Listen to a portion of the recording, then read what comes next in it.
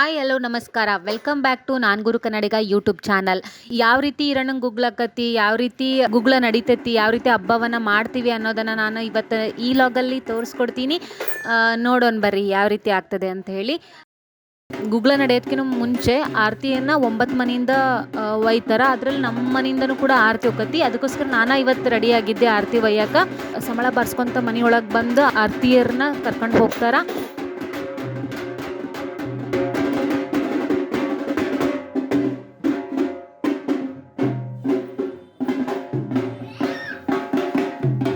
ನೋಡ್ರಿ, ಇದೇ ಹಿರಣ್ಣನ ಉತ್ಸವ ಮೂರ್ತಿ ಎಷ್ಟು ಚಂದ ಅಲಂಕಾರ ಮಾಡ್ಯಾರ ನೋಡ್ರಿ ಮಾಲೆಗಳಿಂದ. ನೋಡ್ರಿ ಆರತಿಯನ್ನು ಎಲ್ಲ ನಾವು ಟೇಬಲ್ ಮೇಲೆ ಇಟ್ಟಿದ್ವಿ. ಇನ್ನು ಗುಗ್ಲ ನೋಡೋದಕ್ಕೋಸ್ಕರ ಬಹಳಷ್ಟು ಜನಗಳು ಆಗಮಿಸಿದ್ರು. ನೋಡ್ರಿ ಹಿರಣ್ಣನ ಗುಗ್ಲ ನಡೆಯತೈತಿ. ನೋಡ್ರಿ ಯಾವ ರೀತಿ ಕುಣಿತಿದ್ದಾರೆ ಅಂತೇಳಿ. ಹಳ್ಳಿ ಒಳಗಡೆ ಈ ಗುಗ್ಲ ಬಹಳ ವಿಶೇಷತೆಯನ್ನು ಪಡೆದಿದೆ. ನಮ್ಮೂರಾಗ ಯುಗಾದಿ ಅಂದು ಹಿರಣ್ಣನ ಗುಗ್ಲವನ್ನು ಮಾಡ್ತಾರೆ. 5 ಪ್ಲೇಸಲ್ಲಿ ಪುರವಂತರು ಒಡಪನ ಹೇಳ್ತಾರೆ. ಬೆಳಗ್ಗೆ 9 ಗಂಟೆಗೆ ಚಾಲು ಆಗಿದ್ದ 1:15ಗೆ ಹಿರಣ್ಣ ಗುಗ್ಲ ಮುಗಿತೈತಿ. ನೋಡ್ರಿ ಇಲ್ಲಿ ಬಹಳಷ್ಟು ಬಿಸಿಲಿತ್ತು. ಆದ್ದರಿಂದ ಭಕ್ತರು ಎಲ್ಲ ಬಂದಂಥ ಜನಕ್ಕೆ ಮತ್ತು ಪುರವಂತರಿಗೂ ಕೂಡ ಮಜ್ಜಿಗೆನ ಕೊಡ್ತಾ ಇದ್ದಾರೆ. ನೋಡ್ರಿ ಮಜ್ಜಿಗೆ ಕುಡಿತಿದ್ದಾರೆ.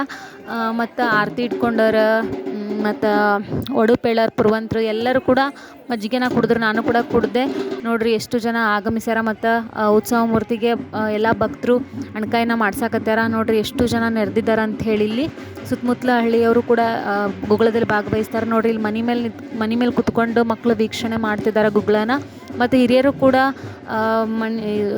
ಮೇಲೆ ಕುತ್ಕೊಂಡು ವೀಕ್ಷಣೆ ಮಾಡ್ತಿದ್ದಾರೆ. ಇನ್ನು ತಾಯಂದ್ರು ಮಕ್ಕಳನ್ನ ಕರ್ಕೊಂಡು ಅವ್ರನ್ನ ಎತ್ಕೊಂಡು ಬಂದು ನೋಡತ್ತಾರೆ. ನೋಡ್ರಿ ನಾವು ಆಯ್ ಮಾಡ್ತಾ ಇದ್ದೀವಿ. ಇನ್ನು ಗುಗ್ಲ ಮುಗಿದಾದ್ಮೇಲೆ ಇದು ಒಳಿಗೆ ಹೋದ್ವಿ. ಹೊಳೆಯಲ್ಲಿ ಉತ್ಸವ ಮೂರ್ತಿಗೆ ಜಳಕ ಮಾಡಿಸಿ ಮತ್ತಲ್ಲಿ ಹಿರಣ್ಣನ ಹತ್ರ ಕರ್ಕೊಂಡು ಹೋಗ್ತಾರೆ. ಮತ್ತು ಜನಗಳು ಕೂಡ ಎಲ್ಲರೂ ನೋಡ್ರಿ ಹೊಳೆಯಾಗ ಸ್ನಾನ ಮಾಡ್ಕೊಂಡು ಮತ್ತು ದೇವ್ರ ಮುಂದೆ ಬಂದು ಹಿರಣ್ಣನ ಗುಡಿ ಮುಂದೆ ಬಂದು ಅಲ್ಲಿ ಬೆಂಕಿಯನ್ನು ಹಾಕಿರ್ತಾರೆ. ಅದನ್ನು ತುಳ್ಕೊಂಡು